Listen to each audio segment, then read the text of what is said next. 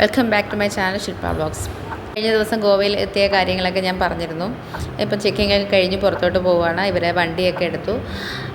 വണ്ടി എടുക്കുമ്പോൾ നമ്മൾ പ്രത്യേകം ശ്രദ്ധിക്കേണ്ടതെന്ന് വെച്ചാൽ ബ്ലാക്കിൽ മഞ്ഞ ലെറ്ററിൽ എഴുതിയ വണ്ടികൾ വേണം എടുക്കണം. അതാകുമ്പം സുഗമമായിട്ട് നോർത്ത് ഗോവയിലും സൗത്ത് ഗോവയിലും ഒക്കെ പോകാൻ പറ്റും. ഇത് മഡ്ഗോൺ റെയിൽവേ സ്റ്റേഷനാണ്. അവിടെ നിന്നാണ് നമ്മളെ യാത്ര തിരിക്കുന്നത്. ഇപ്പോൾ നമ്മൾ റൂമിലോട്ട് പോവുകയാണ്. പ്ലാനൊന്നും ചെയ്തിട്ടില്ല. ഇനി റൂമിൽ പോയിട്ട് വേണം പ്ലാനിങ് ഒക്കെ നടത്താനായിട്ട്. ഗോവയിലെ റോഡുകളൊക്കെ അടിപൊളിയാണ് കേട്ടോ. സൂപ്പർ റോഡുകളാണ്, ഒരു രക്ഷയില്ല. ഭയങ്കര ട്രാഫിക്കായിട്ടൊന്നും തോന്നുന്നില്ല. നല്ല റോഡുകളായിരുന്നു. പിന്നെ നമ്മൾ വീഡിയോ ഒക്കെ എടുത്തു. അറിയാമല്ലോ, നമ്മൾ ട്രിപ്പ് പോകുമ്പോഴത്തേക്ക് ഇച്ചിരി മൊണാൾട്ടൊക്കെ കാണിച്ച് നമ്മൾ പോവുകയാണ്. വലിയ ട്രാഫിക്കൊന്നും ഇല്ലായിരുന്നു. NH66 ആണ് കേട്ടോ അത്. നമ്മൾ പനാജിയിലാണ് റൂം എടുത്തിരിക്കുന്നത്. അതുകൊണ്ട് തന്നെ നമുക്ക് മനോഹർ സേതു എന്നറിയപ്പെടുന്ന സുവാരി പാലം ഇന്ത്യയിലെ തന്നെ സെക്കൻഡ് ലാർജസ്റ്റ് കേബിൾ പാലമാണ്. അത് നമുക്ക് കാണാൻ കഴിഞ്ഞു. പനാജിക്കും മാർഗോയ്ക്കും ഇടയ്ക്കാണ് കേബിൾ പാലം സ്ഥിതി ചെയ്യുന്നത്. നമ്മൾ റൂമിലെത്തി ഫ്രഷായി നമ്മൾ പോകാനുള്ള ലിസ്റ്റെല്ലാം തയ്യാറാക്കി നമ്മൾ ഓൾഡ് ഗോവയിലെ ഹിസ്റ്റോറിക്കൽ പ്ലേസിലേക്കാണ് നമ്മൾ യാത്ര തിരിക്കുന്നത്. അവിടെ ചരിത്രപ്രധാനമായ ഒരുപാട് കാര്യങ്ങളുണ്ടെന്ന് ഞങ്ങൾക്ക് അറിയാൻ കഴിഞ്ഞു. ചെറിയ വഴികളൊക്കെ ആണെങ്കിലും നല്ല ഭംഗിയുള്ള റോഡുകളാണ് കേട്ടോ. ഇരുവശത്തും കുറച്ച് ചെറിയ രീതിയിൽ മലയും കുന്നും ഒക്കെ ആയിട്ട് കാണാനൊക്കെ നല്ല ഭംഗിയുള്ള റോഡാണ്. നമ്മൾ ആദ്യം ചെന്നത് തന്നെ സെൻറ്റ് ആൻ എന്ന് പറയുന്ന ഒരു ചർച്ചിലാണ്.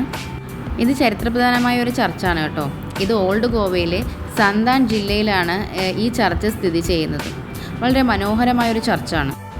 17-ാം നൂറ്റാണ്ടിൽ പോർച്ചുഗീസുകാർ ബറോക്ക് വാസ്തുവിദ്യയിൽ നിർമ്മിച്ച പള്ളിയാണെന്നാണ് ചരിത്രങ്ങളിൽ നിന്ന് അറിയാൻ കഴിഞ്ഞത്. ഇതിൻ്റെ കാലപ്പഴക്കം കൊണ്ട് തന്നെ ഇതൊരുപാട് ക്ഷയിച്ചിട്ടുണ്ട്. മാത്രമല്ല നമുക്കിതിൻ്റെ കവാടങ്ങളൊന്നും തുറന്നു കാണാനും കഴിഞ്ഞിട്ടില്ല.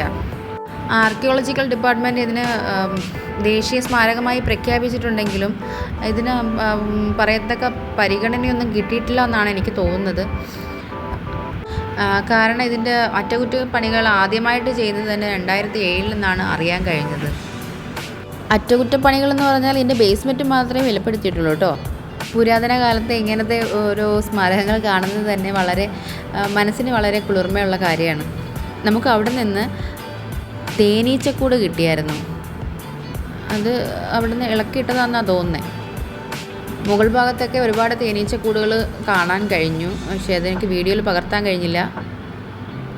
പിന്നെ ചർച്ചിന് ചുറ്റും നടന്ന് ചർച്ചിൻ്റെ ഫുൾ വീഡിയോ എടുക്കാനായിട്ട് ഞാൻ ശ്രമിച്ചിരുന്നു. പക്ഷേ മുഴുവൻ ഭാഗവും എനിക്ക് കവർ ചെയ്യാൻ കഴിഞ്ഞില്ല. അത്യാവശ്യം എല്ലാ ഭാഗങ്ങളും ഞാൻ കവർ ചെയ്തു എന്നാണ് എൻ്റെ വിശ്വാസം. അപ്പുറത്തെ സൈഡിൽ പോകാൻ കഴിഞ്ഞില്ല. അങ്ങോട്ട് കുറച്ച് കാട് പിടിച്ച് കിടക്കുക. അപ്പോൾ ഇന്നത്തെ വീഡിയോ ഇത്രയേ ഉള്ളൂ. നാളെ പുതിയൊരു സ്മാരകവുമായി നമുക്ക് വീണ്ടും കാണാം. ഈ വീഡിയോ ഇഷ്ടമായെങ്കിൽ ലൈക്ക് ചെയ്യുക, ഷെയർ ചെയ്യുക, സപ്പോർട്ട് ചെയ്യുക.